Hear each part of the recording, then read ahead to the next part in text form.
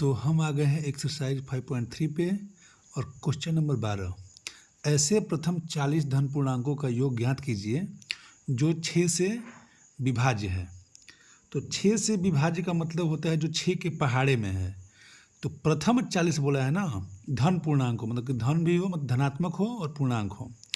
तो 6 के पहाड़े को देखिए आप ध्यान से, तो 6 लिख सकते हैं हम, फिर 12 लिख सकते हैं, फिर 18 लिख सकते हैं।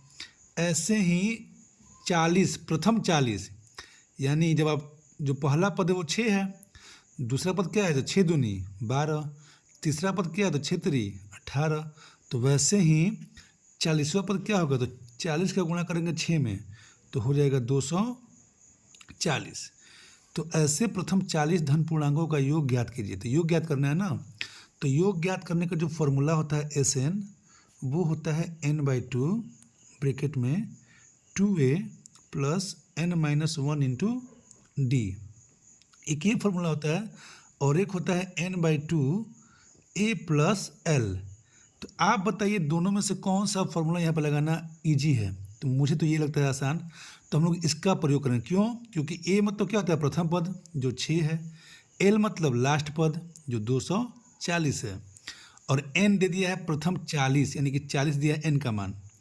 तो ये हो जाएगा 40/2 a प्लस एल। ए का मान क्या है 6 और एल क्या है लास्ट टर्म है 240। जब आप पुट करेंगे तो ये हो जाएगा 2 से कटेगा कितने बार में 20 बार में, और ये हो जाएगा आपका मल्टीप्लाई 240 प्लस 6 हो जाएगा 246, 246। अब जब आप मल्टीप्लाई करेंगे तो 2 का गुणा करेंगे इसमें आप, तो 6 दूनी 12 का 2 हाथ में 1, 4 दूनी 8 1 9, 2 दूनी 4 और लास्ट में आ गया 0। यानी 6 के जो 6 का पहाड़ा है, जो 6 से विभाज्य संख्याएं हैं, उनका जो प्रथम 40 पद है उनका जो योग होगा वो होगा 4920, और ये आपका आंसर है। अब चलते हैं क्वेश्चन नंबर 13 पे, जो है 8 के प्रथम 15 गुणजों का योग ज्ञात करें। तो 8 के प्रथम 15 गुणज यानी ये भी पहाड़ा हो गया।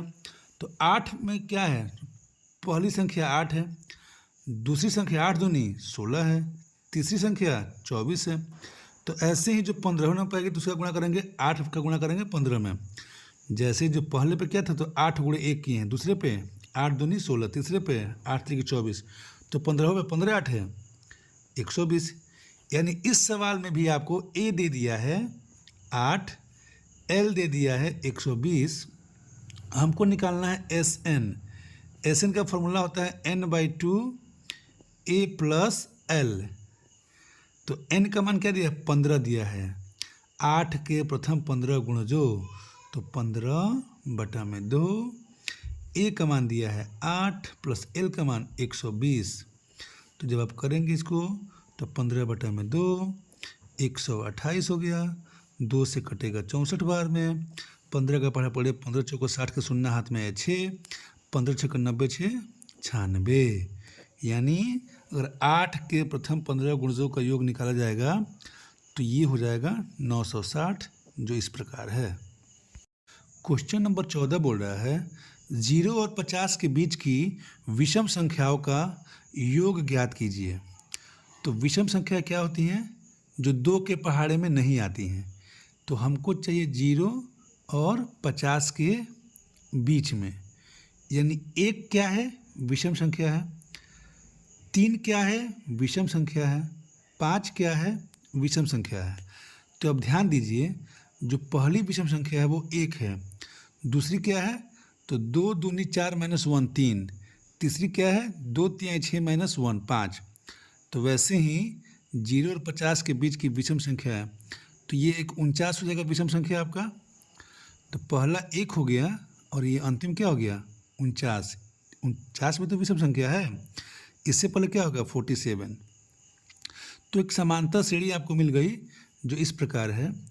तो 0 से 50 के बीच के विषम संख्याओं की समांतर श्रेणी बराबर 1 3, 5, 7, ये 49। अब ध्यान दीजिए आप, जैसे कि पदों की संख्या जब तक हमको पता नहीं लगेगा तब तक हम समेशन यानी कि योग नहीं ज्ञात कर पाएंगे। तो 49 तक विषम संख्या तक जाते जाते पदों की संख्या कितनी होगी ये ज्ञात करने के लिए आपको फॉर्मूला से ज्ञात करना पड़ेगा। तो ज्ञात है a बराबर 1, d बराबर 3 - 1 क्या हो गया 2, इसलिए an बराबर चूँकि an बराबर a plus n minus 1 into D. मुझे पता है कि n का मान 25 आएगा, लेकिन मैं आपको दिखाता हूँ कि n का मान 25 कैसे आएगा। तो an क्या हो गया, ये अंतिम पद हो गया 49, तो ये 49 दिया है। a का मान 1 हो जाएगा प्लस n माइनस 1, d का मान 2 हो जाएगा। तो 49 में से 1 गया, इधर n माइनस 1 इंटू 2 हो गया, तो 48/2 n माइनस 1, तो 48/2 का मतलब क्या हो गया 24। ये माइनस 1 इधर आएगा तो हो जाएगा +1 बराबर n। इसका मतलब n का मान हो गया 25, यानी पदों की संख्या कितनी हो गई 25। अब हमको योग निकालना है, तो योग निकालने का जो फॉर्मूला है मैं आपको यहाँ पर दिखा दे रहा हूँ, यहीं पे बन जाएगा ये। Sn बराबर होता है n/2 2a plus n minus 1 into D. मान पुट करते हैं, n/2 का मतलब हो गया 25/2, 2a तो 2 इंटू 1, n माइनस 1 यानी कि 25 माइनस 1, और d का मान दिया है 2, 25/2, 2 इंटू 1 क्या होगा 2 होगा, प्लस 25 में से गया 24, और 24 दूनी 48, तो ये हो गया 25/2, 48 प्लस 2 क्या हो गया 50। ये कट जाएगा कितनी बार में 25 बार में, 25 इंटू 25 625, ये आपका हो गया आंसर।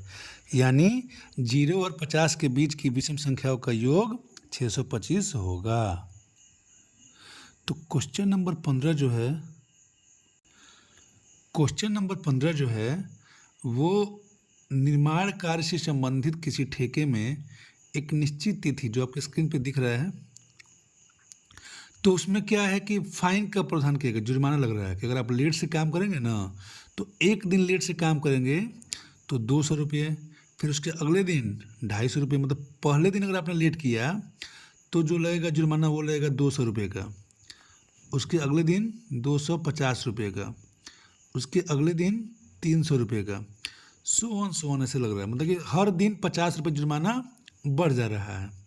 तो एक ठेकेदार को जुर्माने के रूप में कितनी राशि अदा करनी पड़ेगी यदि वह इस कार्य में 30 दिन का विलम्ब कर देता है। मतलब अगर ठेकेदार पहले दिन विलम्ब करेगा तो उसको 200 रुपये का देना पड़ेगा हर्जाना, दूसरे दिन करेगा तो 250, तो ऐसे ही वो 30 दिन तक विलम्ब कर दे रहा है। यानी एक तो बात हमको कंफर्म हो गया कि जो n का मान है वो 30 होगा। तो हम इसको कैसे करेंगे, तो ठेकेदार द्वारा 30 दिनों तक विलम्ब के तौर पर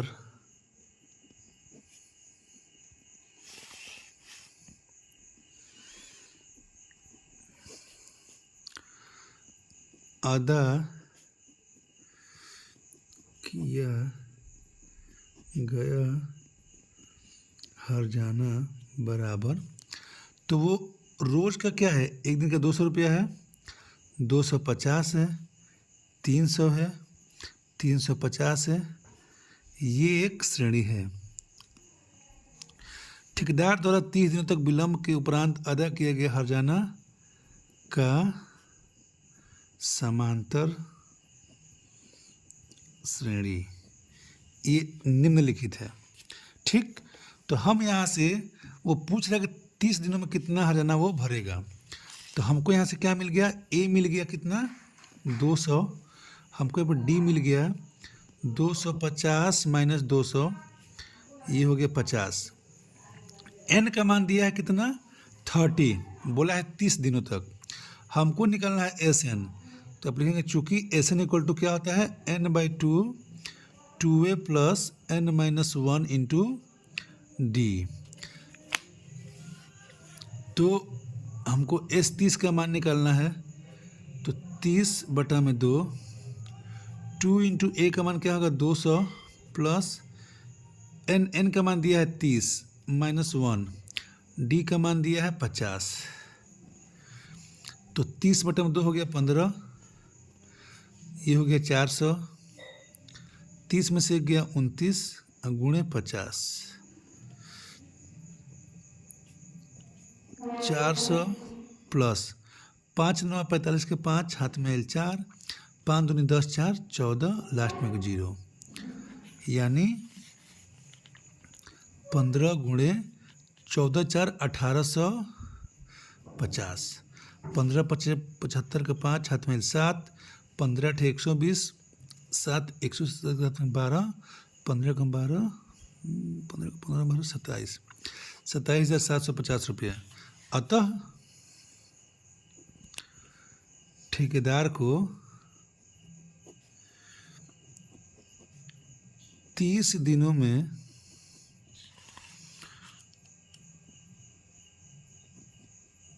जुर्माना के तौर पर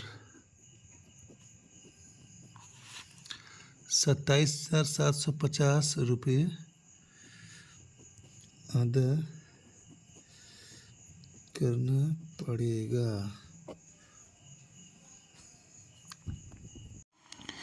अब सवाल नंबर 16 जो कह रहा है कि एक विद्यालय के विद्यार्थियों को उनके अच्छा प्रदर्शन करने के लिए 7 अलग अलग पुरस्कार दिए गए, नकद पुरस्कार मतलब पैसा दिया गया है।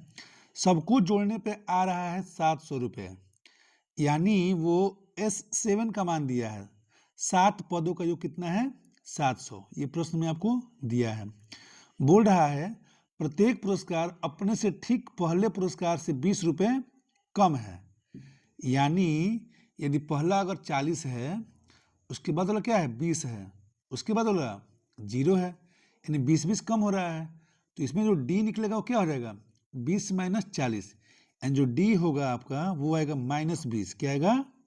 -20। ये सब प्रश्न में ही दिया है, आपको देख के समझना पड़ेगा। 7 नगद पुरस्कार हैं, यानी एन का मान भी क्या दिया है? 7।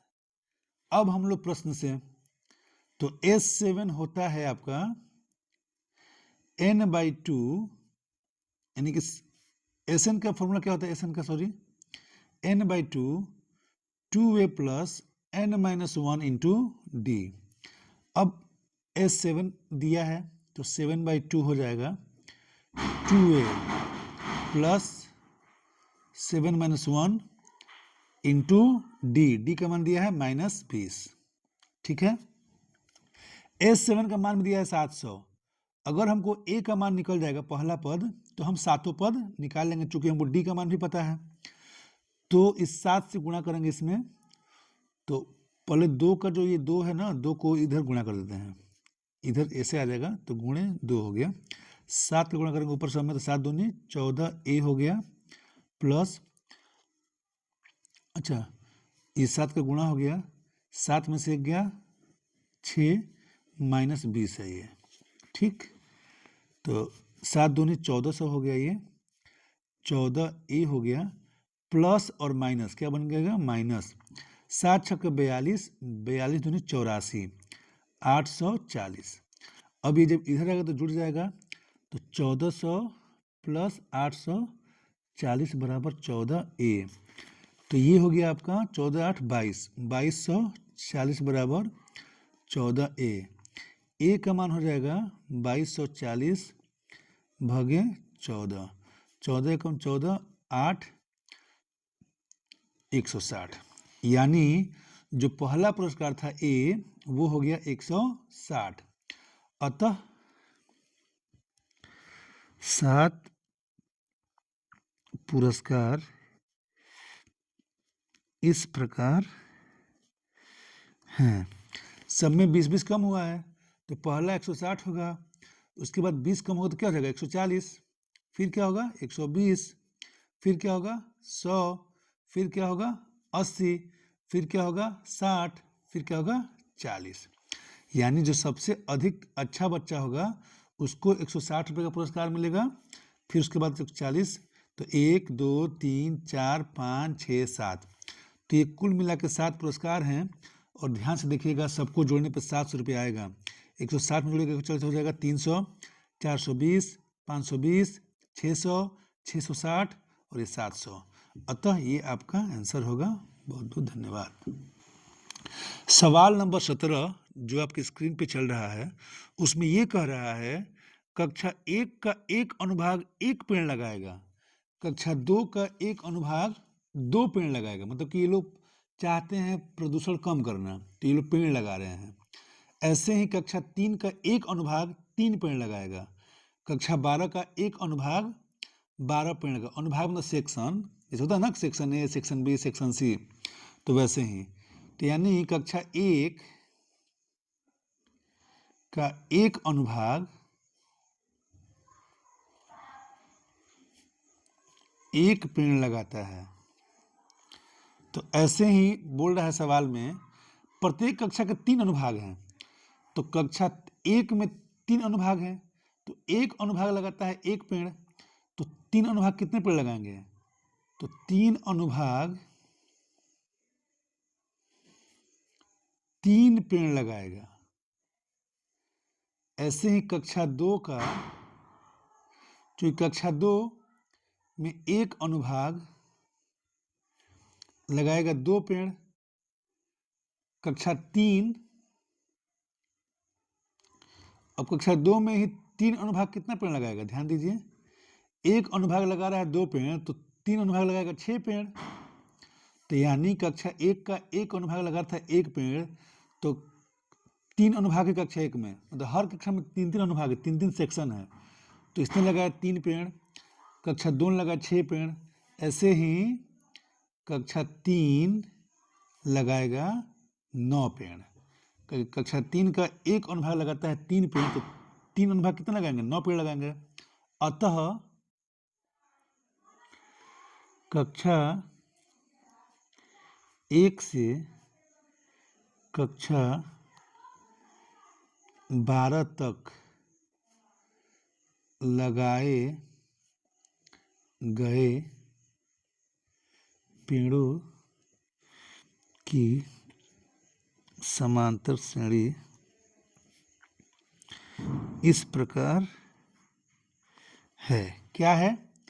तो कक्षा 1 में 3 अनुभाग हैं, तो लगेगा 3 पेड़। कक्षा 2 में एक अनुभाग लगाता है 2 पेड़, तो 3 अनुभाग कितना लगाएगा? 6 पेड़ लगाएगा। ऐसे ही कक्षा 3 में एक अनुभाग लगाता है 3 पेड़, तो 3 अनुभाग लगाएंगे कितना पेड़? 9 पेड़। तो ऐसे ही कक्षा 12 वाला जो होगा, एक अनुभाग लगाता है 12 पेड़, तो 3 अनुभाग लगाएंगे 36 पेड़। ठीक, पूछ रहे कि कुल कितने पेड़ लगाए गए हैं। तो यानी कक्षा 12 है, यानी कि 12 को पद है। प्रश्न से